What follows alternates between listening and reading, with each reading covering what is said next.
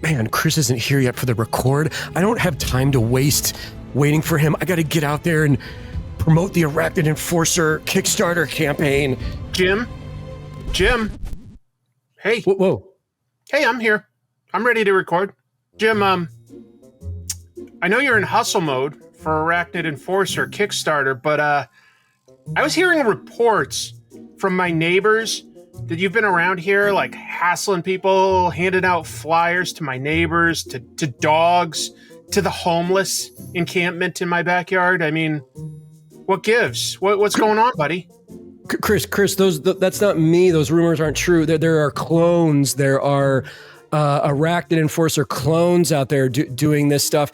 And Arachnid Enforcer, come over here. Oh, Chris, there's people calling me to get me to explain the Kickstarter to them. I gotta go, buddy. Bye. Okay, so Jim may or may not be back, but folks, why don't we talk about the 1977 live-action Spider-Man TV movie? Jamie, hit it.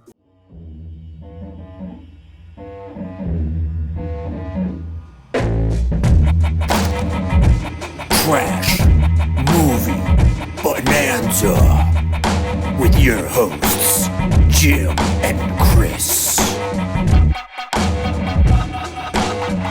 Hello, folks. Welcome to Trash Movie Bonanza, a show where two friends take a look at some schlock or cult hits and decide, does it have any merit?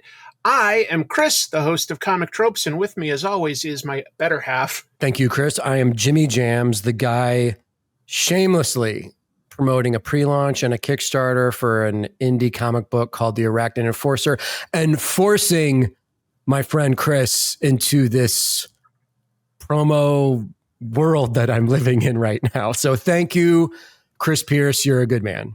Yeah, you're Earth 420 Arachnid Enforcer. That's it. Yes. In the multiverse of Arachnid Enforcers, you're the Earth 420 version, I think. Yes. Thank you. What did you choose for us to watch, dude? I've actually never seen this, believe it or not. Oh, wow. Okay, guys, we're checking out the 1977 Spider-Man live-action pilot starring the fantastic Nicholas Hammond. Chris, so that surprises me that you say that because this was on when I was a kid and I would catch it when it would air. I don't think I ever was able to see the full thing from beginning to end, but my friends and I were completely fascinated by this because we caught glimpses of live action Spidey on the Electric Company. I was obsessed with Spider-Man from the time I was a little kid. The 60s cartoon reruns were on. I discovered the comic books pretty early on. I'm a Spider-Man fanatic. So Same. Jim, before I really knew what comics were, somehow there was a cultural osmosis. I had like a plastic Spider-Man mug that I would have my breakfast like juice in or something. And I had seen clips as a kid of live action Spider-Man. And I remember I was young enough that it literally confused me because it was not the version from the Electric Company, which was the first live action Spider-Man. If people don't know, there was, he was quiet and he would think words. He would like, it was kind of strange and surreal. It wasn't exactly Spider-Man, but it was an introduction to Spider-Man. And I loved Spider-Man. And I also had some sort of a plastic action figure of him. And I remember it just because it had a hole in one hand, not in both. Like one hand was straight and one hand was like this, like a fist. And I put a string through it and tied it. And that was his web somehow. I would just like spin him around. Yeah. But I'd never sat down and watched this pilot. That's basically what I'm saying is this TV movie was really what it was. Yeah, completely. And it's funny, man, with the Electric Company that whenever they would introduce Spidey, they had a song for that, and it would end with Spider-Man, no one knows who you are. So when I was a kid, the Electric Company didn't show Peter Parker. When I was a kid and started reading the comics and then saw the live action thing, I was like, Spider-Man's a guy? He's a guy named Peter Parker? I didn't know that. Extra. Okay. So he has a life. He's a real guy. but for me, the fascination, man, and still to this day is the costume, is Spider-Man, is the visual look. I love Peter Parker. I know that's what we're supposed to relate to as an audience, but the look of that costume, and even when you see it in this live action movie, what we're talking about, it's just so damn cool. It just goes back to Steve Ditko, man. It's like, I was going to say the same the thing. most well-designed superhero costume of all time, in my great opinion. Costume designer in general, Steve Ditko. I mean, when you look at some of his other creations, from like, Blue Beetle to Doctor Strange, he made them look different. He had like a visual flair, and Spider-Man is just an iconic, fantastic design. So it looks great. Like the eyes, the goggles are sort of strange, but that was, I chalk it up to just what the technology allowed at the time. And it doesn't look bad. He's got like his spinners and a belt on the outside. I'm totally okay with all of that. It's a cool look. It like visually, yes, totally recognizable as Spider-Man compared to, I'm sure, like at the time, if you adapted, I don't know, the X-Men or something, they wouldn't look right. There's just no way to do them. This also, there's something great about the way they did the costume for this that matches the 70s tone of all this, because this is so 70s, dude. This is almost like watching an episode of like the Rockford Files or something, or Columbo. It's got the 70s music, it's got the instrumental like funk wah-wah guitars, it's got, everyone is decked out in polyester with the huge fat thick ties. It's the most collars, 70s thing. Flared pant legs. Yeah. Totally agree. Fluffed out, teased hair. I gotta say though, the music is okay, but it repeats a lot. It's very, very repetitive. And every version of Spider-Man that has existed has had fantastic music. The Electric Company that you said, that was catchy. The 60s Spider-Man cartoon, iconic. Right around this time, they did the Spider-Man and His Amazing Friends, which also had this funky tune. Yep. And we didn't know it at the time. But at the same time that this was being made, the Japanese live-action Spider-Man show was being made. And I mean, so Spider-Man has this amazing history of just lucking out into super catchy theme songs. Yeah. But this is just very repetitive. It got a little on my nerves at a certain point.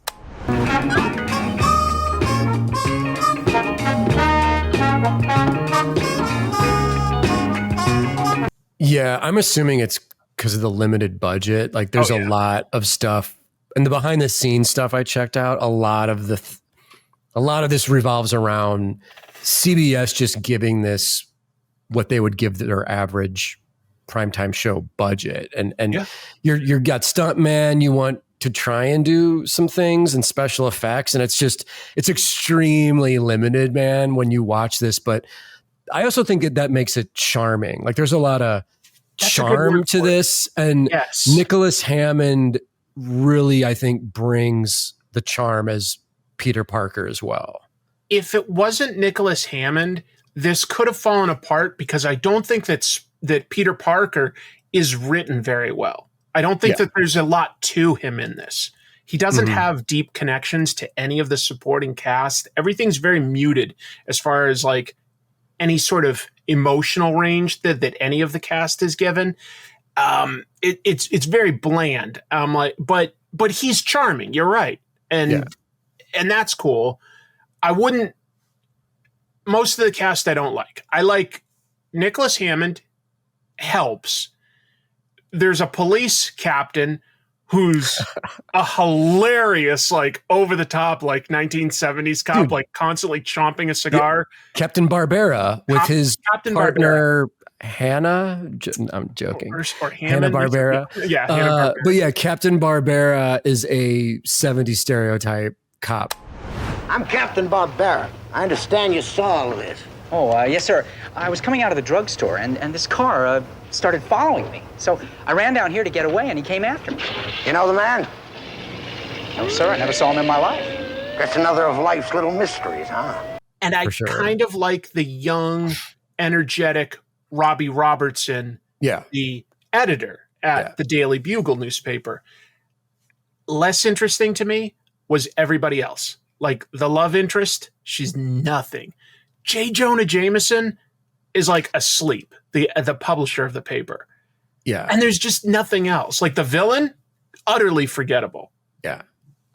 Just my opinion. Like there's some stuff in this that by today's standards sinks it, even though I guess it got fantastic ratings. Yeah, it did extremely well.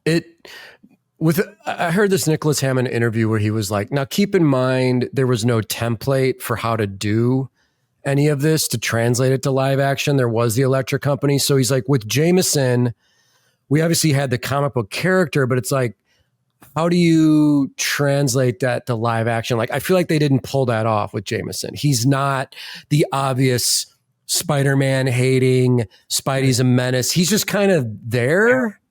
He's functional. And in fact, they did, I guess, recast him after this for the actual TV show. So I can't compare that, but I'll just say that like, and it's not that he's a bad actor. I'm not saying that like his performance isn't believable, but we know who J. Jonah Jameson is. And that character belongs there as sort of a foil to Spider-Man and Peter Parker in two different ways. Not that he doesn't have some redeeming qualities. It's just that like, that's conflict. And there's like very little conflict in this. Right. Very little. Right. And for those people that are slightly confused by what's going on here, I just want to throw out, this is an 1.5-hour pilot that CBS commissioned and aired. It did extremely well. It played overseas in theaters as an actual Spider-Man movie. Yeah. And then in the States, it did well enough that, like Chris mentioned, it got picked up for an actual TV series that I believe ran for a total of 13 episodes. About 2 seasons. And then even though it did well in ratings, man, CBS wound up not renewing it because they were doing the Hulk show and they didn't want to be known at the time as like a superhero network, which they by were today's standards, that's so odd because you'd think if it's a hit. Yeah, a hit is a hit, right? Yeah. But Jim, like on top of that, I just want to like tag on, and I'm sorry to interrupt, but it's like they were doing the Hulk, which was a hit. They'd also picked up Wonder Woman after ABC canceled it. And in the mornings, they were doing the Shazam Power Hour thing with ISIS. So they did have a bunch of live action comic book shows. And I sort of get that rationale when there's only 3 channels that like, we're doing like a lot of superhero stuff. Yeah. But if you're going to do it and it's getting good ratings, support it.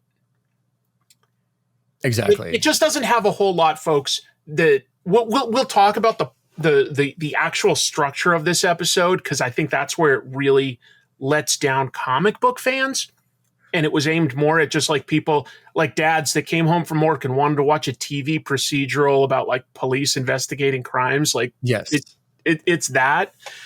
And then there is some charm with the suit, with Nicholas Hammond, with the fact that there's lots of scenes literally shot in New York City at the time, which just it adds production value. Mm-hmm. But there's so many ways it lets itself down. It does not follow much of the comics, and it is obsessed with climbing. Just the idea of climbing.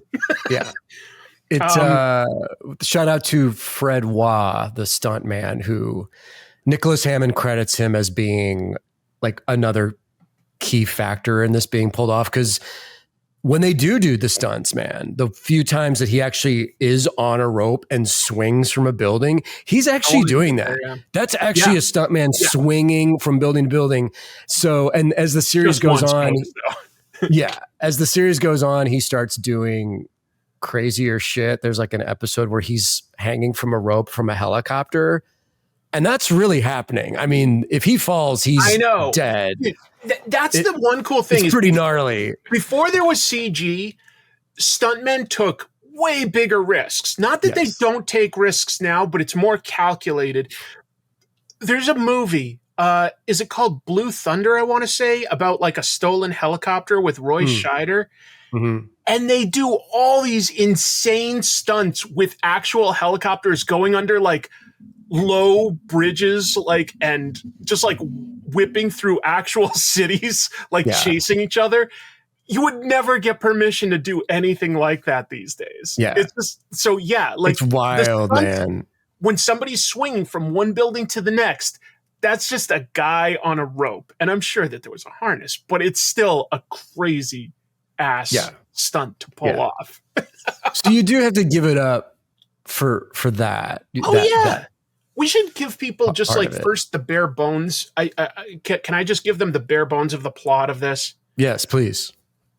There is a series of crimes happening throughout New York City. People with good high-end jobs, doctors, lawyers, homemakers in some cases, they'll just stop what they're doing, team up with each other like total strangers, rob a bank, and then like crash the car, ideally to like kill themselves. And so like eventually, you know, Spider-Man / Peter Parker is investigating, and he finds like a new age guru has a way to hypnotize people.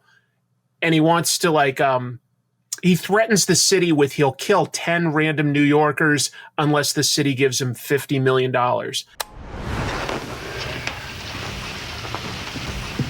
We can't wait any longer. I've programmed them all for the final step. You sure you're not pushing us too fast?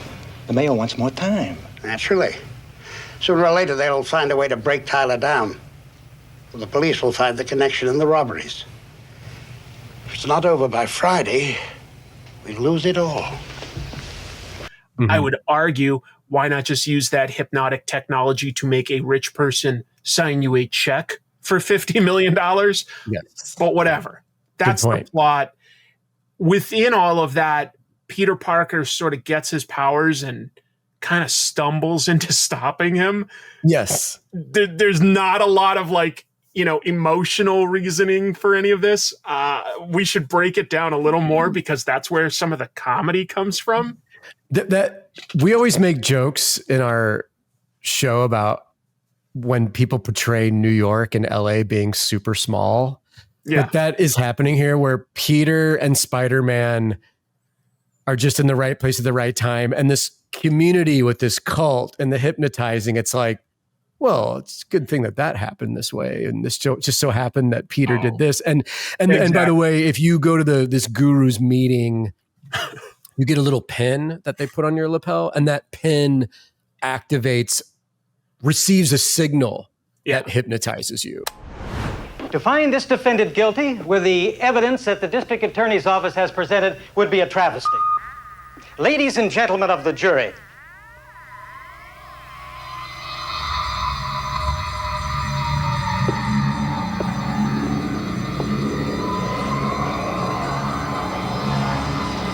Mr. Conweiler, where are you going? So if you have the pin, you're now a stooge of what did they call him? The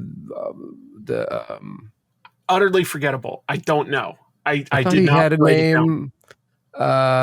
Jamie. The extortionist. The extortionist. That's what he was called? He's referred to just a couple times by the media as the extortionist. So that was basically his supervillain name, is the extortionist. I was calling him the guru because he sort of leads a new age cult, but okay, yeah, the extortionist. Guru makes more sense. Guru. It sounds a little comic booky, right? For the time? The guru. Yeah. I don't know. It sounds more like a Batman villain maybe, but this movie cracked me up a little right off the bat because they've got opening credits with Spider-Man sort of climbing a wall with all the credits. And all he's doing is like peeking in people's windows on a building. And I was like, this is our introduction to our hero? He's a peeping Tom. Yeah. It's like they didn't know what Spidey should be doing as he's crawling. Right. So he's moving around like a bug and he's looking in windows nonstop, like you said, man. But dude, at least they were smart enough to start the whole thing with footage of Spidey. Yes. And the webbing effects. Because you don't get him for a long time. Like, you're not going to see Spidey again for like 25 minutes, maybe a half hour. Probably more. Yeah. Probably more. So, that was also, man, good idea. The director of this, greatest name ever, E.W. Swackhammer. I wrote the same thing, Swackhammer. And I was like, what else did this guy do? Just like episodes of shows like Columbo and that at the time. Yeah. But yeah, what a name, Swackhammer. That should have been the villain. Yes. Kingpin is there, and he's like, send out Rhino and Swackhammer to take care of this preposterous arachnid. Yeah. Swackhammer Industries. Swackhammer Industries won't allow the meddling of this costumed crusader. Right. Man.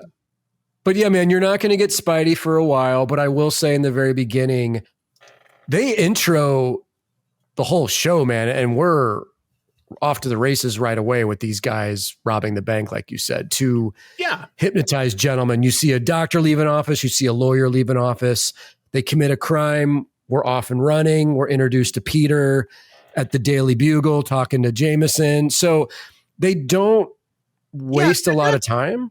Not initially. I think it slows down, but I do agree that it starts off pretty good. I mean, you get a little Spider-Man, you get a crime.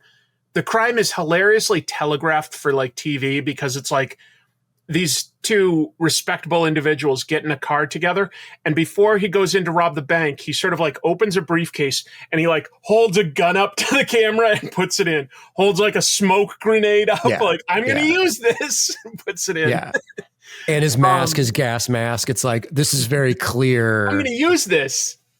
Yeah. And you're right. And so now we get to introduce to people that would ostensibly, if the show gets picked up from this, be supporting cast. You get J. Jonah Jameson and Robbie Robertson and Peter Parker in what looks to be a totally good set for a newspaper. It was bustling in the background. It was cool. But I liked that Robbie was younger than his comic because it just added an energy. I liked that. But J. Jonah Jameson just like was nothing to me. He was just so... J. Jonah Jameson has been in cartoons already. He's been in the comics. Obviously, J.K. Simmons gave like an iconic, perfect performance. Oh, yeah. Bombastic. You know, that's who J. Jonah Jameson is. He's a little bit yellow journalism. He's not Perry White from Superman. But in this, he's just sort of like mildly irritated at things. I need pictures that jump off the page, grab the reader. Sorry, Parker, they're not for us. Well, sir, if you could just send me out on an assignment, I'm sure I could get you what you want. Look, I appreciate your working your way through college. That's what I did. And if it wasn't for that, I wouldn't even bother with you. I'm sorry, son, nothing personal, but I'm a busy man. Yeah, he just isn't he just doesn't have a descript personality. He's just sort of there, and they gave him the name Jameson, man, because someone in the writer's room saw Jameson in the comic book, but he's not the comic book Jameson. Like he's got a mustache. That's about it, folks. It's not the mustache. Yeah. It's not the haircut. It's not even the body type. He's a little sort of he's slightly portly. I'm not trying to be mean. I'm not trying to body shame his Jameson. He's just, thinking about him though, he's one of the oldest cast members, and I'm wondering if they cast that actor because he's like an authority figure. He because the way he talks to Peter, he's just like, dude, get your shit together or don't bother coming in with your artsy photos that you're trying to sell me. That kind of thing. And I like that idea that you're saying there, Jim. That could have been a thing. It's just that's really just not his role. His role is not to be a mentor figure. Right. He's a foil, not a villain, but a foil. Yeah. And by the way, at this point, we learned that this is a very old Peter Parker. This is not a teenager. This is 30-year-old. I was going to say, Peter. This is 35-year-old Spider-Man kid. So if you're expecting Tom Holland and high school crushes and shenanigans, this is Spider-Man as a 40-year-old white man. He's just not what I think of as Spider-Man. Like Nicholas Hammond is charming in this role and fine. They've got like one or two quick lines where they say that he's a grad student. So I'm like, okay, I guess he still looks too old even for a grad student to me. Right. So it's an adult. Spider-Man has like basically always been a young hero, but this is your grandpa's Spider-Man, folks. Yeah. This is not a young man. Yeah. And they even though they're all newsmen, I mean, he's just freelance, but like, you know, he and Jameson and Robbie Robertson are all in the office, and they just start watching the TV news to learn about this new crime spree. Yeah. And I was perfect timing. He turns on the TV and it's like, the extortionist strikes. People are wouldn't it have been robbing banks? And it's like, dude, this is New York City. Don't banks get robbed? Like, that's true too. Yeah. Very innocent. But I just don't like that trope that like when you're at a news agency that the heroes are watching the news as compared to like actually getting info from their sources. Like what if Ben Urich or Ned Leeds or Glory Grant or something ran in and were like, hey, XYZ has robbed a bank. We got to get like this in the next edition before anybody else. Instead, they're all just sort of watching TV for a while. Yeah. Like, no, they're newsmen. They should be getting this, you know, I don't know. It bothered me a little. Not that TV doesn't get ahead of newspapers. It's just that they should be getting that information from somebody. Yes. It's funny, man, because things do start to slow down after the intro. Because once we get to the campus and Peter in his lab coat and they're doing the radioactive tests, that robot arm of grabbing the radioactive material, I'm like, you know, you can edit this a bit quicker. This is very... Oh, it's so slow. It's very slow. What's the Geiger counter up to now? 900 rads. All right, hold it right there. A little nervous. One dose of that stuff, and it's goodbye, Charlie.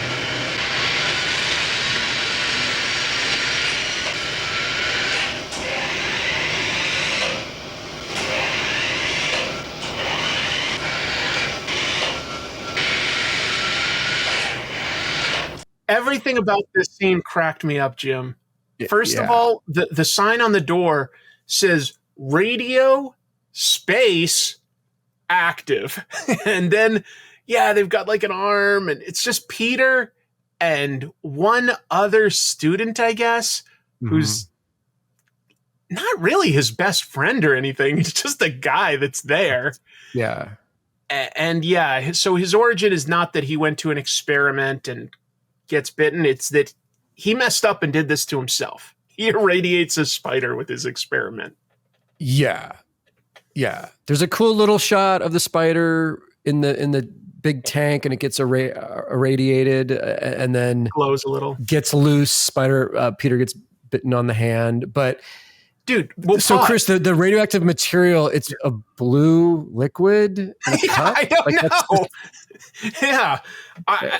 I don't know that. I don't understand that either. I guess they were trying, now that I'm thinking of it. You just said that, and I'm thinking, okay, well, it wasn't like in the comics, like, two big orbs shooting energy back and forth. So great. A little more visually interesting than like an arm picking up a cup of blue liquid. But I guess they were trying to say how dangerous the radioactivity was with that delivery guy. And I didn't really pick up on that at the time, but so there's like a delivery guy that's like very nervous to be there. He's like, whoa, when I go to my dentist, I get to wear a lead smock. Am I safe here? Yeah, it's like he doesn't understand what they're doing. And then that introduces the running gag, which is kind of funny, of Peter asking everyone for $46 throughout the pilot. It's kind of funny. It's a money issue, which is from the comic. And then you also have the Peter has allergies and is sneezing throughout the pilot, which is also kind of a funny comic-y kind of reference. I agree with you. I agree with you. Those were and it gives Aunt May an excuse to ask him if he's taking his allergy pills. So there's a couple of times, two lines that Aunt May gets, by the way. Aunt May is like barely in this. But dude, that is also odd because when you're a high school boy and your doting aunt is asking you that works. When you're a 35-year-old man still living at home with your aunt and she's yelling up the stairs like, Peter, take your medicine. It's a little He's pathetic. like, I will, Aunt May. It's like, bro, aren't you like 35 years old? Like what? Peter, did you take your allergy pills? Peter! Aunt May, I'm busy up here. Well, did you take your allergy pills? I took them. Good.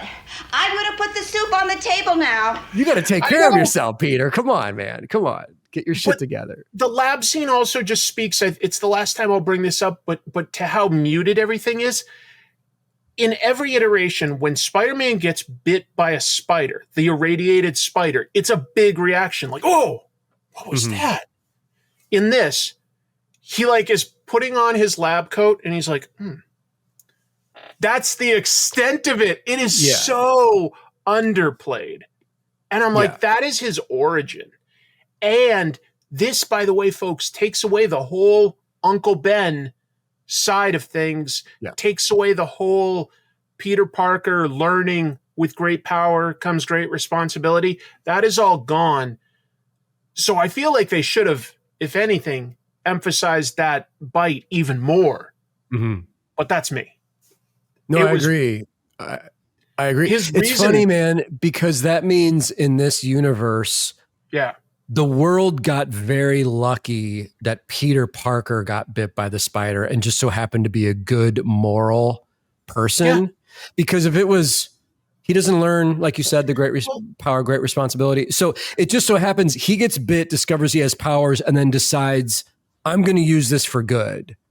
Because in the comic, he's going out for money with his power, and then Uncle Ben gets killed, and he realizes the terrible mistake he's made. I just want to point out, Jim, though, in a way, he doesn't just decide to be good initially. He stumbles into doing good.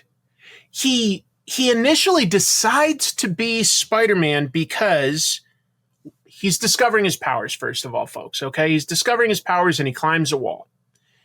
And that distracts a pickpocket or a purse snatcher or something like that. Yeah, that's a great scene. Who just stands there like an idiot, lets the cop catch him. But a bunch of people have seen it, and that becomes news. They were like, there was a man on the wall. It's Spider-Man. So J. Jonah Jameson is like, I want a photo of this if this exists. And Peter is like, oh, you'd pay money for that? Yeah, I've seen him. That's his reasoning for becoming Spider-Man. Yeah. And then he just sort of stumbles into the crime as well. Yeah. He isn't like, okay, there are these crimes going on. I'm going to dress up and stop those crimes. Right. He dresses up for the photos. That's true. It is sort of a self-interest thing, but I will still stand by what I said of this world got lucky that Peter was a good person, because he could have, if he was a bad person, selfish person, I mean, he could have easily just used this power for evil. True. You know. But yeah, that's a good way of breaking it down, because the photo thing is what sets all this off. And boy, he went to a lot of effort to make a costume just to make a couple extra bucks for Spider-Man photos. How much of those photos cost more pay? than the 46 bucks that he needs? Yeah.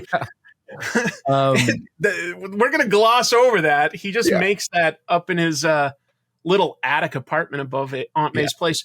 At the point where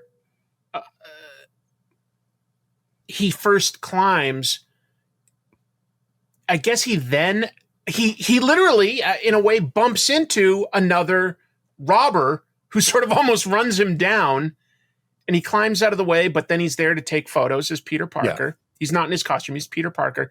And Captain Barbara shows up, and this was when I noticed his voice. Did you happen to look up what else this actor did? Oh, I'm assuming he was a voiceover guy for cartoons. He did George Liquor on Ren and Stimpy. Holy shit. Wow. Or George American, as the name got changed to. That's amazing. I know. It's such a voice, folks. It's wow. He sort of sounds like Brian Doyle Murray. Yes. You know, Bill Murray's brother that also was on SNL and movies and stuff. He kind of sounds like that, but it's like even deeper.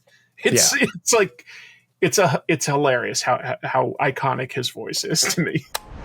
Don't be. I'll give you police protection. You know what I mean? That's awesome. That's cool. What do you think about their idea to emphasize climbing over any other sort of powers? Like, do you think that was like the right choice as compared to strength or jumping or anything like that? Yeah, I think again, just budget wise, they figured out how to shoot the climbing stuff. And because it's interesting, because Peter explains that Spider-Man has super strength proportionate to a spider. You see, but then when he's fighting like the kung fu guys, it doesn't seem like he has super strength. He's good at fighting. Yeah. But wouldn't one punch like knock one of those guys through a wall? Or, I agree. I'm probably overthinking it, but climbing is a cool thing that I guess they could do. And I love the scenes. I do like the scenes where, he must be on some sort of a rope, but that they have him climbing a wall outside on a building. It's shot outside. You can see that it's happening. Looks a little weird because the guy just sort of does this and it's almost like miming climbing. Yes. It doesn't quite look like he's climbing, but whatever. I go with that. What I didn't love is Peter Parker is still figuring out his powers. So he's at his Aunt May's house. That stuff looks terrible. Oh my God. That stuff is so silly. They do blue screen, folks, or green screen, whatever you want to call it. And I don't think that they got the proportions right. No. And he's just sort of sliding around on top of the house as though he's climbing it. And it looks so embarrassing to me. I know it's that very bad. We could do better, but yeah. Yeah. I would say that scene in particular, man, is the worst. Yes. Okay, good. Of the whole pilot. Because even as a kid seeing that, I was like, that doesn't look right. It doesn't. It doesn't look right. Because he's just sort of sliding around in climbing poses. Yeah. And plus, he's doing this outside in broad daylight in a residential neighborhood. That's weird. That's Aunt May's weird. neighbors in Queens are like, what's that Parker boy doing? Parker's climbing the house again, Mary.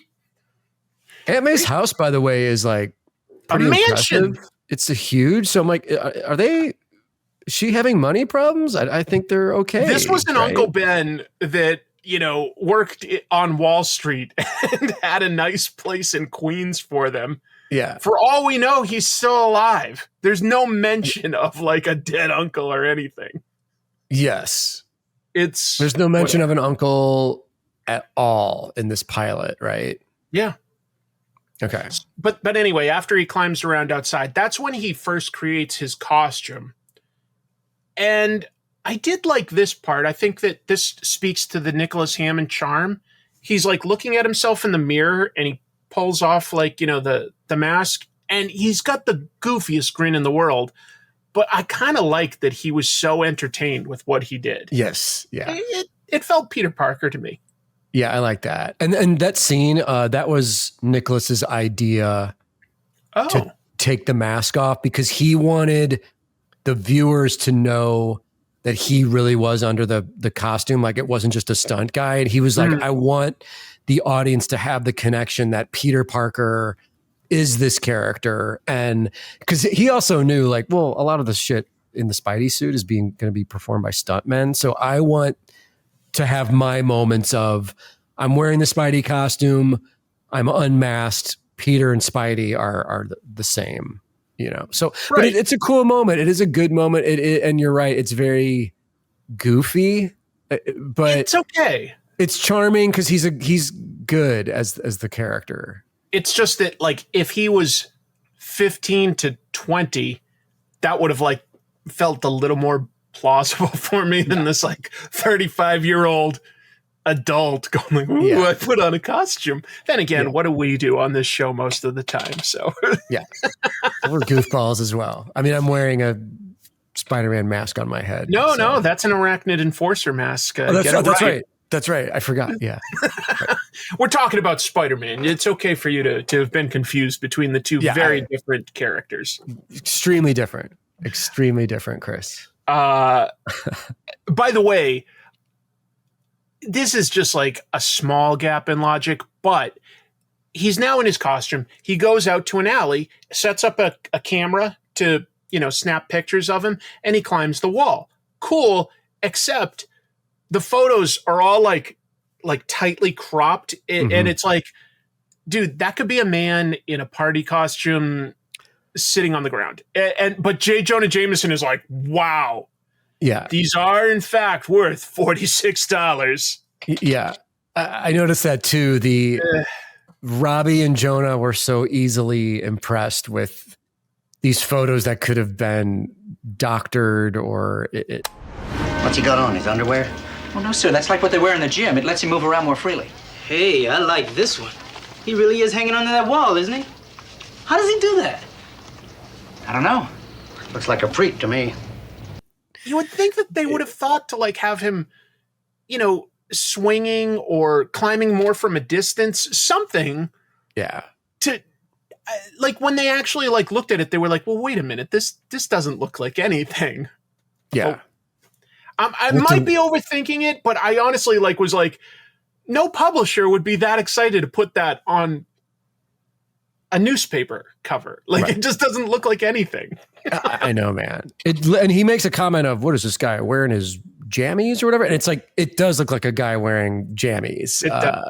They sort of have to go like, no, it's what people in gyms wear. You're like, yeah. What gym? Yeah. What gyms do you go to? I mean, the extortionist is out there, Chris. We got to take care of this. We need Spider-Man. There's yet another like robbery. And Peter keeps bumping into, I think this is like the third. No, I guess it's only the second that he's bumped into because he wasn't involved in the first one that starts the movie off. But he is involved in like the second one.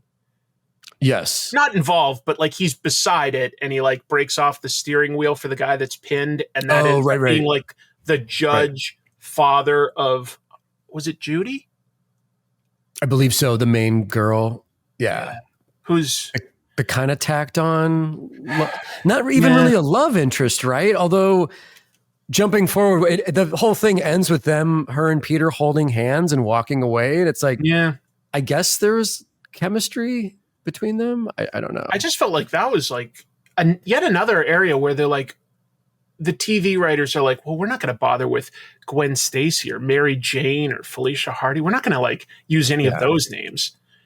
Yeah. It's like, you can't even use Betty Brant, like make her a cast member from the Bugle. And maybe like it's affecting the Bugle itself. And they could like have arguments over like, well, we can't report on we can't be the news. Like that would have been interesting. God forbid. She's just a lady. Yeah. But whatever. Well, it's they're like, we need a young, attractive woman in this pilot as well. Just doing things. Like what's her story? Her dad is tied in with the extortionist storyline. Yeah. What does she do? Who cares? Yeah. What's her personality? She's pretty. Yeah. She's got nice hair. Sounds good. I'll get this. I'll get these sides to the casting director right away. We gotta get an ingenue for this role. It's a simpler time, people. So the guru at this point, does he try to kill the guy, or do they go to the meeting first? What happens first? Okay. It's he try. Okay, yeah. The guru guy first tries to kill the dad while he's in the hospital. Oh, that's right. So the guy had been in a car accident. He's in the hospital. He's still mind controlled, and he goes to like jump out a window from like, I don't know, like the 15th floor of a hospital. Yeah. Do you want to describe like how that all plays out? It's a little weird. It's great timing because Peter and Jody, whatever, they're leaving the hospital at this exact moment. And then I think it's Judy just sees her dad climbing out of the window and is like, oh no. Peter runs off, turns into Spider-Man, saves the day. And then the cops also show up, and basically Captain Barbera does nothing but stand on the sidewalk and just watch. Yep. As Spidey does save the day. There's more than that because, okay, cool. Spider-Man climbing the outside of a building because of a jumper. Cool idea. Yeah. Big open window, which never seen a hospital do that, but okay, whatever. That's not worth complaining about. Right. He could have pushed the guy into the window, right? Instead, Spider-Man like picks the guy up and keeps climbing up the building and puts him on the roof. And I was That's like, true. That's okay. That's way more dangerous. Way more dangerous. That's way, yeah. If there was a wind and the guy slipped out of Spidey's arms, I don't know. Just push him. He was like sitting there on the window. By the way, for a guy that wants to end himself and has been commanded to, very patient. Like must wait like 10 minutes for Spider-Man to get there. But whatever. Yeah. It's charming though when we get to CGI and special effects and Raimi movies, the level of heroics that Spider-Man is able to pull off, obviously. And in this, it's like Spidey climbs a building and grabs an old man. That's a huge action scene for this type of thing. That's a major scene for Spider-Man. And as a kid, I thought it was awesome because I couldn't wait to see the Spider-Man scenes. Yes. But this, you got to take what you can get with Spidey in this thing, man. You do, because folks, as far as like maybe what we'd call an action scene, I guess you could sort of argue that this is one of three. Yeah. Just him picking up a guy and walking up the wall. Yeah. But after that, that's when Peter and Judy decide to investigate this new age cult that the dad had been going to. Yes. And that sort of starts Peter down the path of like, oh, I don't trust this guy. I'll go back later by myself and get myself hypnotized. Right. Peter gets the pin put on his lapel. And as a viewer, you're kind of like, oh shit. I've seen what happens to these people. Yeah. Yeah. And before Peter goes to the evil cult building, we see him create his web shooters.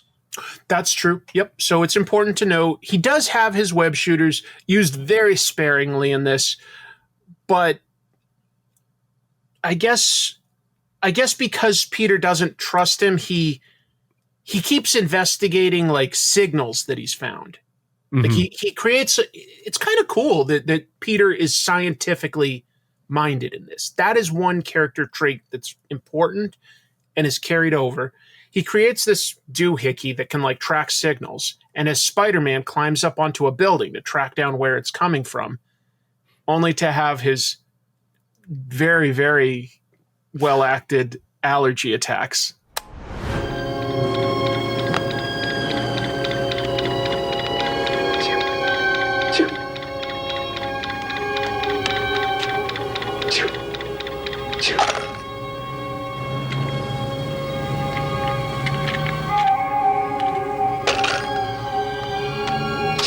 Yeah. Achoo is like jumped over, and you just see this man hunched over in a Spider-Man costume just go achoo until he just breaks his machine. Yes. He picks it up, realizes it's broken, and throws it on the ground like it's trash. Yeah. It's like, that didn't work. He just like doesn't work anymore. No, it's trash. It's for somebody else to pick up. It's like you're not going to take your own stuff with you. Yeah, it's also like, dude, that's sort of evidence if the bad guys are like, how do we trace this back to who has the knowledge to make something like this? I don't know. But we're reading into things. This is such a simple. Yeah, this is such a silly. This is an episode of Kojak, you guys. So basically, it keeps getting more amusing from here because as soon as he throws away his device. That really amused me, how casual it was. I don't need that. He decides to climb down the building, face facing down. I know what you're going to say. I know. I'm laughing thinking about it. I know what you're going to say.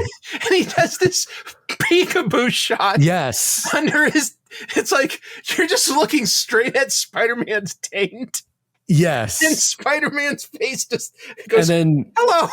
Yeah. And it's just in silhouette. And it's like, it takes you out of the moment. You're like, wait, what is going on here? He just looks at the camera under his pedal.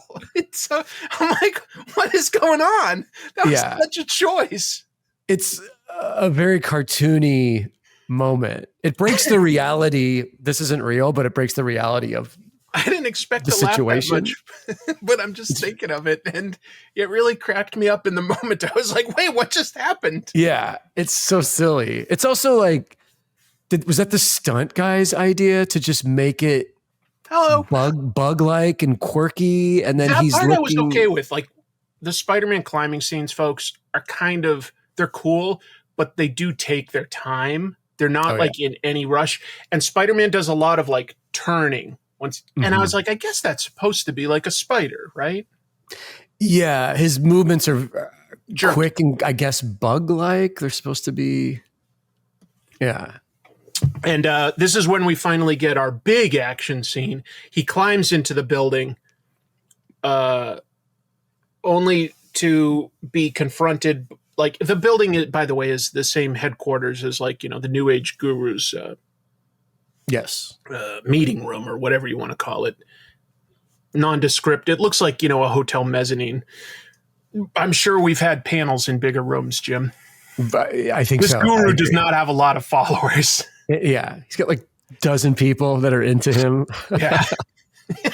It's not that impressive. With these dozen people, I'll take over New York. Okay, extortionist. It's like you're going to need that $50 million, buddy, because people are not lining up to join and pay to. You are not the next L. Ron Hubbard. Exactly. Thank you. But this is the action scene. We get 3 karate guys with wooden sticks. Mm-hmm. Versus Spidey. It's okay. Yeah. I guess. This is as a kid. Yeah, I was going crazy for these scenes. Like this was as good as it's going to get. Spidey's kicking some butt. Again, it doesn't really. It's not accurate to showing off Spidey's powers. He would defeat them in 1 second, and the Spidey we know. But this 70s TV Spidey, it's like let's draw this out. And I'm okay with that. Okay with that. It's still like pretty good. It's kind of standard punches and ducks and stuff. They seem to give Spider-Man a run for his money, these 3 guys with sticks. I didn't mean to make it sound that demeaning, and then as soon as I said it, I realized that it does sound demeaning. I'm sorry, Spider-Man. But it's like they've got one funny scene where Spider-Man jumps onto a wall and like is at a really awkward angle and just like kicks a guy.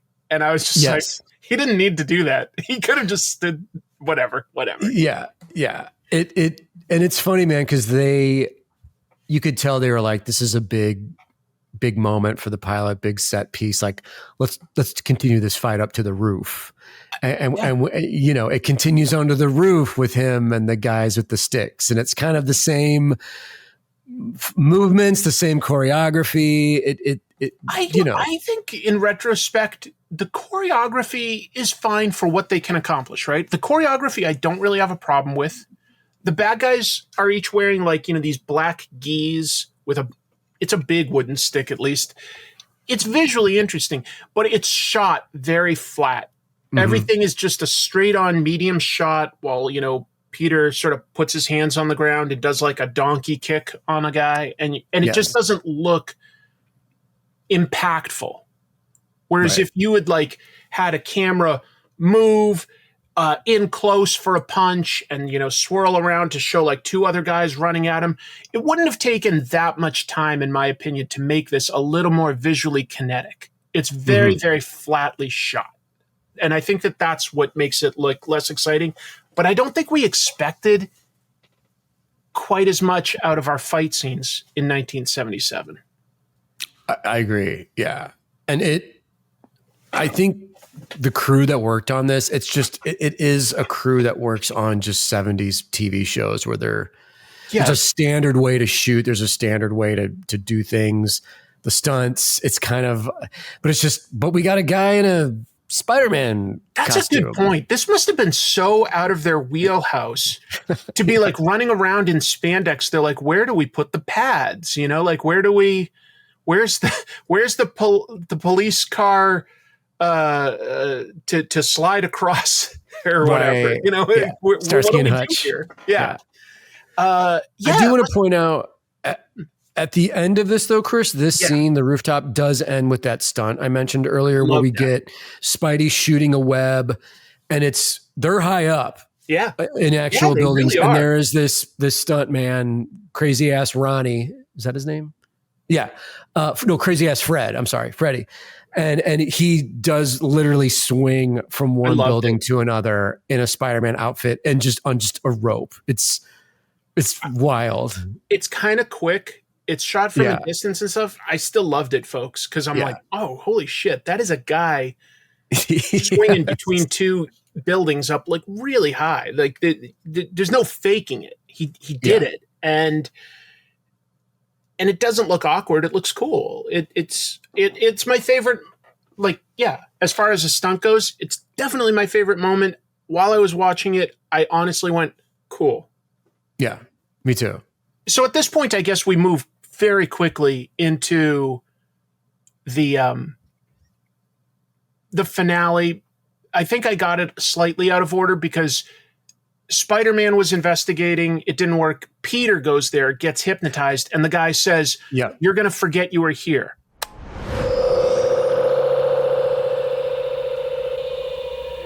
Listen to me. Listen carefully. This is important. When you leave here, you will forget that you came. Yeah. So one cool thing about that is that he then goes back as Spider-Man. He repeats his actions because he doesn't remember that he went there. And why would a normal guy go back? Yes. But a guy investigating as Spider-Man, he repeats his steps. I thought that was actually kind of clever in its own way. Yeah. Yeah. He, like, the bad guy was trying to make him just like go away, but it wasn't enough to just say, forget the last, 30 minutes or whatever. It's well done. The first time you watch it, if you're not paying attention, you might be like, wait, why is he going back? It's like, well, no, because he was told to forget. But he's still trying to figure it out. Yes. And I like that. And I also liked he again does the thing to like swing away. And this time the bad guys are ready for that with the flamethrowers to burn the web.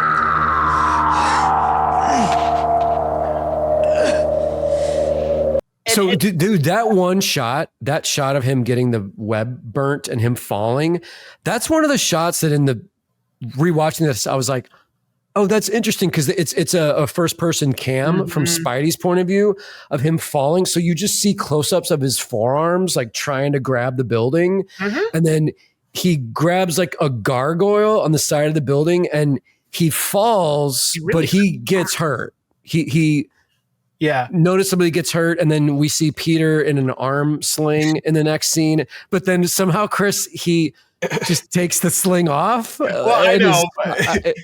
Him taking the sling off basically the next day is still, he's Spider-Man, so I could buy that better than, I think it was Fast and Furious like 7, where The Rock had like a cast because he'd like been blown out of a building and like broke his arm. And at the end of the movie, he decides he needs to fight the bad guy and he goes, time to get rid of this. And he just like breaks his own. Of course he does that.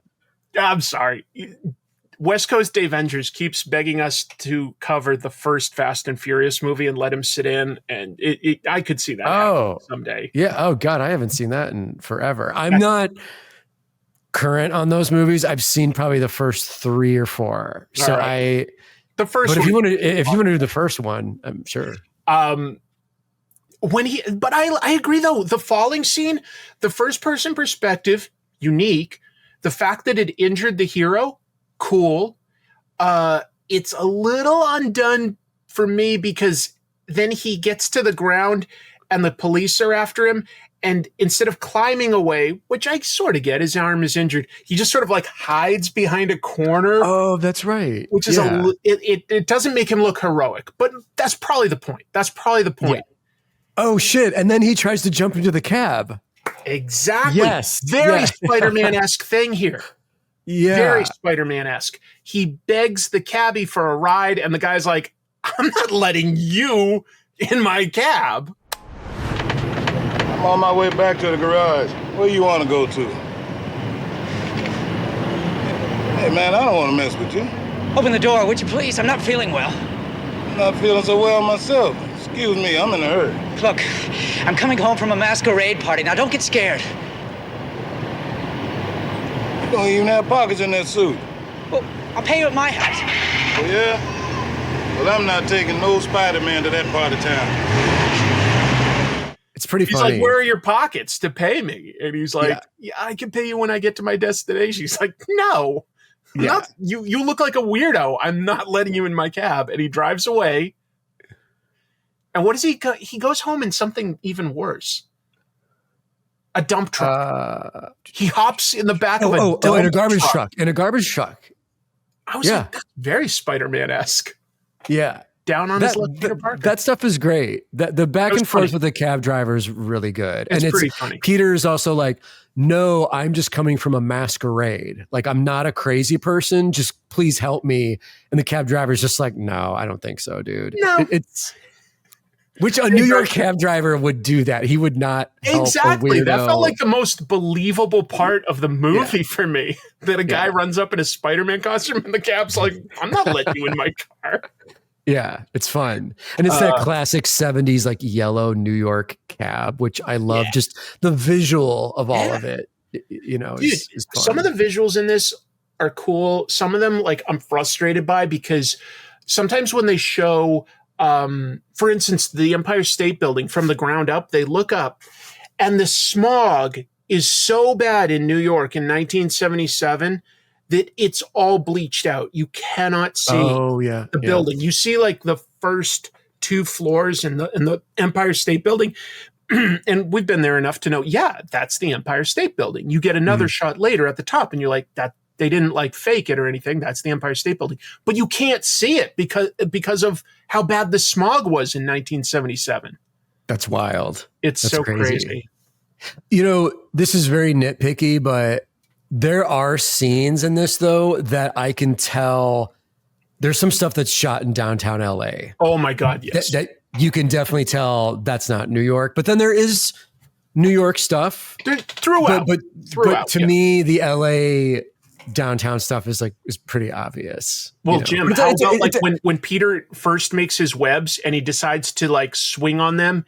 Yes. In a park that does not look anything like Central Park. It is clearly LA.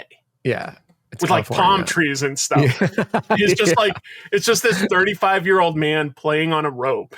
Yes. So goofy.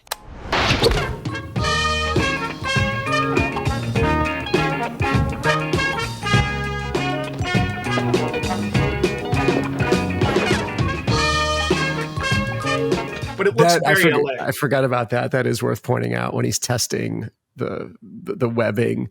It's, you know, but again, for this budget, like what can you do? I don't know. To convey these ideas that are so necessary for Spider-Man. It's kind of like, well, this is just what we can do. You know? I don't know what else you could do at the time. It's not like we actually are lucky enough that today we can retroactively go back and say, well, what else did they try to do? And the Japanese show was not Peter Parker, but it was the same Spider-Man look, and he had webbing and stuff and climbing. And I would say, in retrospect, the Japanese show was much better with the climbing and the webbing. Oh yeah, and just action-packed and crazy. Action-packed. The action, like, are the enemies from the comics? No, they're not. They're all like alien weirdos like you'd see on Power Rangers. And he's got a giant robot. Yeah. A giant transforming robot. But is it wall-to-wall action? Yeah. Is it still sort of like a young guy with his melodrama with relationships and work and stuff, and then like all these crazy action scenes. Yeah. So tonally and stunt wise, that Japanese show is 20 times what they did in America. And I'm not trying to put down the American version completely, but trust me, that Japanese show is a blast. It's so fun. It's crazy. And he gets his powers from an alien. Yeah, is that right? An alien from the planet Spider. Yeah. Yes. It's awesome. It's so Japanese. It's like, he rides around on a motorcycle all the time, which makes him a lot cooler. Yeah. So he's not Peter Parker, but he's not said to be Peter Parker. He's like Rio or something. And it's a different take on it, but I would just say that in terms of the visuals and the action that was done at the same time, 77, 78, it's kind of amazing what they did in Japan. There was briefly on Disney Plus a documentary that they made about it. They've pulled it for some reason. Oh, there was a documentary about the making of that show, and they talked to like the actors and the stuntmen and stuff. And they were just like, they were having him climb the Tokyo Tower. They were just like having him climb it. It's crazy. Okay. Not like at the very top, but still like several stories up when it's, I was like, damn, man. It was bonkers. Just, not to take away from these stunts. They're cool, but it was much faster paced for the Japanese show. Right. Yeah. If you guys haven't seen it, definitely seek it out. It's awesome. I'm sure it's online somewhere still. And look, is it kind of like Power Rangers? Yeah. It basically led to Power Rangers. Yes. But that's a whole separate story that we shouldn't go down. I was just comparing it. Like, because we were saying, like, what can you do with the webs? Not a lot. Like, the Japanese one also just sort of throws confetti in the air that, like, lands on people, and they're like, I'm trapped. Right. I think they did that on the Electric Company, too, that he would just sort of shoot silly string in the air sometimes, and people were just like, I'm trapped. Yeah. And I think some of the stuff in Electric Company, was it animated? Did the webbing... Did it? It became something. I don't know. It's hard to remember. But you mentioned earlier, it's like the thought balloons were definitely like an animated after effect in Electric Company. And it with this show, man, I'm just assuming they were like, everything has to be practical. Everything has to be on camera. We don't have time or money for animation. No. This, the glowing spider in this is all you get as far as I think, special effect goes. Well, that and there's a few shots where he's green screen climbing a building or the house. The terrible, Aunt May. I guess, back then that was kind of a special effect to light it properly and not have it have Spider-Man be see-through, get the transparency level right. Yeah. Whatever. But yeah, we're at the end where the extortionist tells New York, if you don't give me $50 million, I'm going to have 10 random New Yorkers kill themselves at XYZ time. Crime experts agree that the demands of the extortionist are without parallel. But will the mayor agree to pay? It has now been revealed that the $50 million is to be delivered to a seaplane in the middle of New York Harbor. The instructions warn that the 10 victims will not be released from their death sentences until the extortionist has made good his escape. Only 24 hours remain to the deadline. And New York does not cave to the demands. Yeah. And Peter is one of these people, by the way. Peter gets controlled to jump off the Empire State Building. And Judy. Was Judy one of... I missed that. She was down in the... she was the one subway. by the train? The subway, I mean? Yeah. That's terrible. I missed that was Judy. Yeah. That's no, how dude, it's all good. Like was. I saw that lady. Yeah. There's one guy that's going to jump off the Brooklyn Bridge or something. Yes. And there's another blonde lady that's going to jump off a really tall building and is like standing outside. And so, you see that all these people are positioning themselves to die. And you get this goofy ass voiceover of, the extortionist is on his building where he broadcasts the signals. He's looking in his binoculars at a seaplane down there on maybe the Hudson River or something. And a police boat comes up And you hear like, what is it, Captain Barbara just going like, all right, get on this. And they're like, hey, don't be so rough. And it's just like from like a super big distance, but you can hear them crystal clear doing this weird ADR is so odd. It's like does not match the tone or the footage at all. It's just like, hey, you guys get off that plane boat all right, don't be so rough. You're now busted by us, the New York cops. We're the criminals and we'll give it up now. Sorry to disappoint you boys, but the city just ran out of money. Freeze. Okay, you don't have to get sore. We quit. It's like they were told to improvise the dialogue. Yes. So he's like, okay, I'll just have everybody jump off, the buildings and into the trains and this, that, and the other. And this is like what really let me down. I would say, Jim, tell me if you think I'm being pedantic here, to use a big word. Normally, at this point where Peter Parker is about to kill himself, this is where a best friend or a love interest or a coworker, at least, that he's helped sort of has like been tracking him down and stops him from jumping, gets involved somehow, a sidekick essentially, or something like that. Sure. And instead, we don't get anything dramatic like that. I know. Instead, in the luckiest twist of fate ever, Peter Parker is about to kill himself by jumping off the roof of the Empire State Building.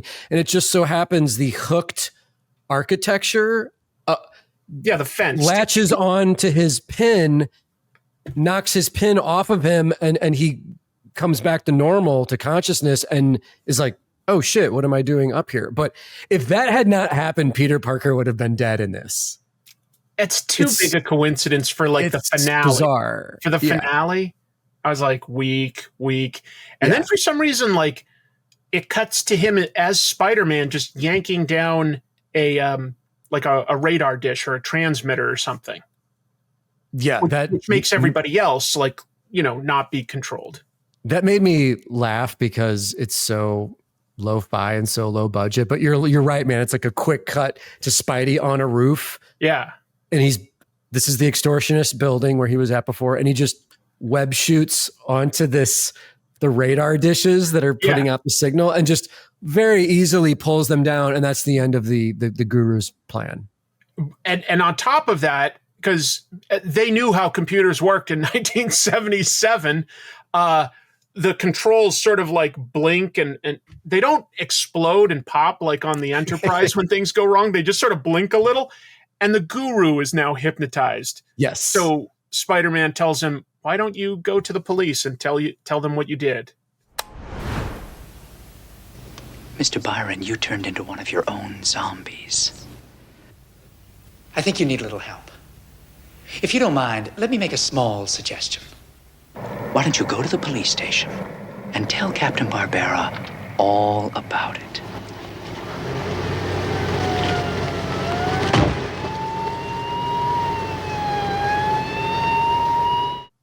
The end. Yeah. No big fight. Yeah. On one hand, I am okay with Spider-Man sort of using his technical know-how to beat the villain in a sense. But in another, it's really anticlimactic and underwhelming as far as just pure luck and we're done. Yeah. And I do want to point out, just because I want Jamie to show this footage, at the very end, there's a very quick wrap up outside the police station where Captain Barbera's like, Parker, I'm going to keep my eye on you, kid. And J. Jonah shows up and Peter's like, I got new photos of Spider-Man. And J. Jonah's like, how do you keep getting into the situation where only you can photograph Spider-Man? And Peter Parker says, it's incredible. How come you're the only one who's able to get pictures of him? Simple. I believe. And that's the end. That's the last line. And then him and Judy, whatever, grab each other's hands and walk off in kind of a romantic moment. Credits roll, but it's like, okay, this is the end of your Spider-Man movie, people. That's not much of a hook for like going into the TV show. Yeah. But yeah, folks, this just talks to like these days people are like, oh, there's superhero fatigue, or, oh, they didn't get the origin quite right. We would settle for so little back then because this did gangbusters. Because we were like, it's a guy in a Spider-Man suit. That's more than we get usually. You guys sold. Me and Chris were, as you know, both 63 years old. Back in our day, we were so desperate for any you really were. content that, like I said, I would flip out. Me and my friends would flip out if this was ever on TV, and just catching a glimpse of a guy you couldn't jumping around in a silly Spider-Man outfit. It was thrilling. It seems so silly and antiquated now, but this is all we got. It was like a Bionic Man episode where he fought the Sasquatch was like extra exciting as compared to him just like running down the street. You were like, oh my God, this is a big one. You'd be talking about it at like the school lunch table for like a month. Yes. Because Kiss meets the Phantom. Remember that? Kiss meets the Phantom. But you didn't know if it would ever rerun.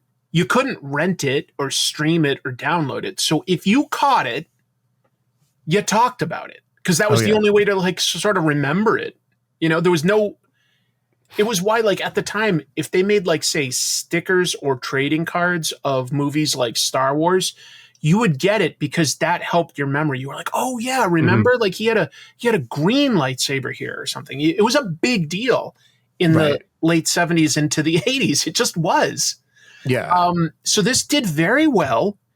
CBS picked it up for 5-episode first season and then another 8-episode second season, but they never gave it a regular time slot. They would just put it in when another show was on like a rerun or something on different nights and different times. It still got good ratings, but you could kind of tell that CBS just didn't want it. They just didn't want it.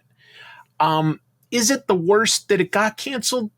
Not really, because while it's charming, there are good points. It wasn't very accurate to the comics. Like, there's no Uncle Ben origin. There's no supporting cast of like, Harry Osborn or Flash Thompson or anything like that, Yeah, and dude, most notably, Spider-Man comics are famous for his incredible rogues gallery. Yeah. And there's obviously no supervillains in any of these shows. There's no Doc Ock, there's no Goblin. And so as a kid, I was so dumb. I thought, okay, is Doc Ock gonna just show up in this episode or Scorpion? And it's like, no, dude, this is just, he's fighting thieves and gurus and like white collar businessmen and it's kind of boring. It's like the Hulk. The Hulk never went up against a villain from the comics in his show. Yeah. He'd go up against a guy who's like used the formula and became another Hulk for like that week. That was like the best you might get. Sure. Yeah, it just, but in retrospect, it's like they could have done Electro. They could have done Shocker. Those are good. Kind of similar. Mysterio. There's villains that they could have done that are still like doable on a TV budget that don't have to be flying around in the sky or something. Craven the Hunter. I just had this, I just had this fanboy thought of like, what if, the Slee Stacks from Land of the Lost. Land of the Lost. Them as one of the as the lizard, as Kurt Connor. Just reuse the whole costume. Reuse the costume, torn up white lab coat. Oh my God. How terrible and cheesy and awesome would that have been? I'd have totally, as a kid though, would have worked. Yeah. It would have worked. Yeah. I think that what they should have done? Keep the budget the same, change it from an hour long to like 30 minutes. Just jam it so that the action is like more impactful. That's what the Japanese show did, right? The Japanese show was only a half an hour.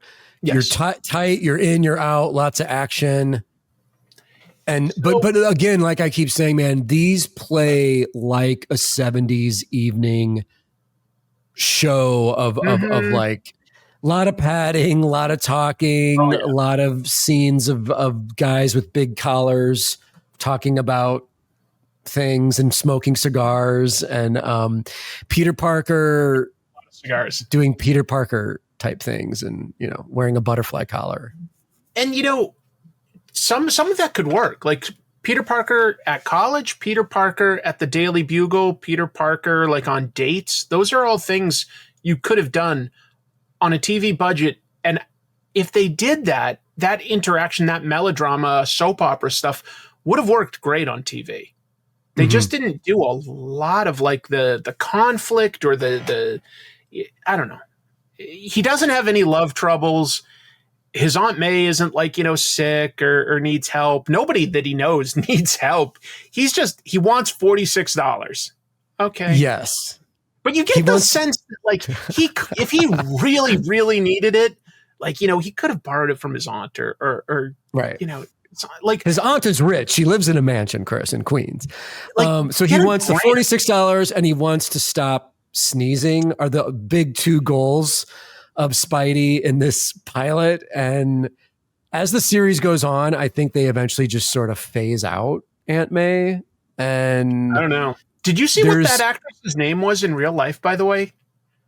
Jeff. No. Jeff. I'd never seen a woman named Jeff. Oh, really? Okay. I don't know what that's short for or anything. Huh. I don't know. She's a tough old broad. She had nothing to do in this. It was like, why did you even bother? Like, honestly. Yeah. Honestly. Just give him an apartment in the city with Harry, but or by himself. But like, don't bring us Aunt May and only have her line be like, dinner's ready. Like, that's exactly. It. Did you take your allergy medication? Oh, wow. What a great role. Right. My only thought is, do you think it was a veiled attempt to be like, you as the viewer, the first time seeing this, are going to be wondering, is Aunt May going to catch on to what's going on? Like, but that's not even an option. Wow, I'm just kind of throwing that out there as like, again, why would a 35-year-old man be living with his aunt? Like, is there supposed to be a thing of he's keeping a secret? Yeah, for the show. Jesus. Now that you say that, though, Jim, I just realized that, like, it's not even like the cop gets that close to being like, hey, you and Spider-Man were both in this same area at the same time. The cop is like hassling Peter because he's like, why were you at two crime scenes? But he's never like, do you and Spider-Man have anything in common? Yeah. Jameson's the only one who brings it up, and it's at the end of the episode, like I said, the end of the movie. But what a weird take on Spider-Man. Yeah. I do like Nicholas Hammond, though. I think he's a good dude. He's charming. The interviews I heard with him seems like a legit good guy and respectful of the mythology, and definitely did not want to do the Adam West Batman campy thing. So he was like, no, I wanted to play Peter Parker like he's a real person. He's a good person. He did. Yeah, so I like that. Contrast this with Batman. It's like, oh, I get that they were going in a different direction and no bam biff pow kind of stuff, And I mean, a pretty good pedigree for like, a TV show. Like he'd been in The Sound of Music. He was one of the Von Trapp kids in that. In 2018, I think it was, he did the Quentin Tarantino movie, Once Upon a Time in Hollywood. He played a real life movie director. Yep. He's great in that. He's really good in that. I was like, I didn't even recognize him at the time. Later, I was like, I wonder who played that. And I was like, holy crap, that was Nicholas Hammond from Spider-Man. Yeah. He, Tarantino is a fan of this. Oh, I didn't know that. And Nicholas talks about Tarantino found an original print of it somewhere in England and bought it and did a double screening of this with the very first Sam Raimi Spidey, I believe, at the New Beverly, the theater he owns in LA. So Nicholas Hammond went to that screening, and Tarantino was a fan and got a hold of him to be in the movie. But yeah, there's something fun about this, but if you're a Spider-Man completist, I would say definitely check this out. But if you're like MCU fan and this seems antiquated and silly to you, I understand passing this up. You know what I mean? But here's the thing, folks. It's free on YouTube these days. Marvel doesn't seem to care about like that being up there. This is not something that they want to squash. They don't care for the most part. Is it worth your time? It is an hour and a half. It's not super fast paced. I would say if you like Spider-Man a lot, and like Jim said, if you're a completist, it's worth your time. It's charming. Mm-hmm. It's probably a little more fun with a friend so that you can sort of joke back and forth like Jim and I are right now, to be honest. Yes. I would not say it's a waste of time. There are other movies that we've watched that are worse on this show. Oh, for sure. And guys, if you're making your own comics, if you're in front of the couch at night, pop this on while you're coloring some pages on your iPad and Procreate, doing a little inking. Like, it's the perfect thing to have on. You glance up every couple minutes. You watch the Spider-Man scenes; they're fun. Yes. But you can just have this on and not be glued to the screen the whole time. You know what I mean?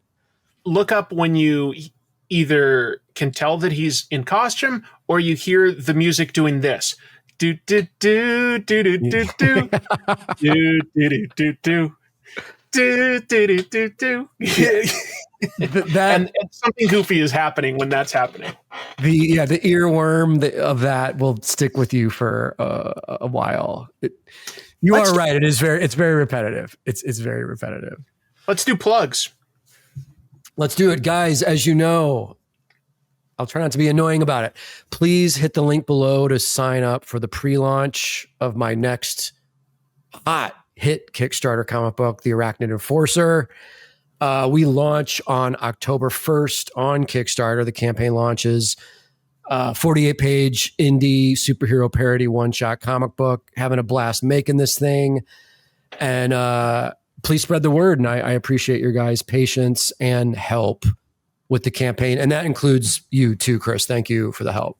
Dude, I'm happy to. I supported your last one where you parodied Batman with Defective Comics, using that brand the first time.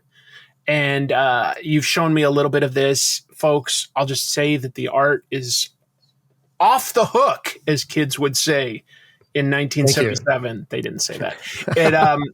It looks great. It looks great. And I really do encourage everybody to check it out. I wouldn't be doing this to help if I didn't believe in it. I really think it's cool.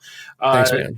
And the only thing I want to plug is, I hope you hit like and subscribe here. Check out the other channel, Comic Tropes. I've got a lot of videos of Spider-Man history. A lot of Spider-Man videos at this point, years and years in. I love Spider-Man. Yes. Spider-Man's a great design, like you were saying. And, I just would have loved to have known what Ditko's reaction was to this. I would have loved. Oh, my God. That's a good... Wow, I didn't even think about that. Because he's not too into, like, the commercialization aspect. But at the same time, like, Peter Parker was still like a very upstanding, upright, like portrayed in that regard. Like there was clear good and evil, and the design is pretty damn close. And I just wonder if he might have honestly enjoyed it. I don't know. That's a really good thought. Wow. Let me know your opinions in the comments below if you think Ditko would have enjoyed this or not. We know Stan Lee likes anything, but what about Ditko? All right, folks. Thank you so much for watching. We appreciate you, and we'll see you real soon. Thanks, you guys. Keep it trashy out there. Trash Movie Bonanza.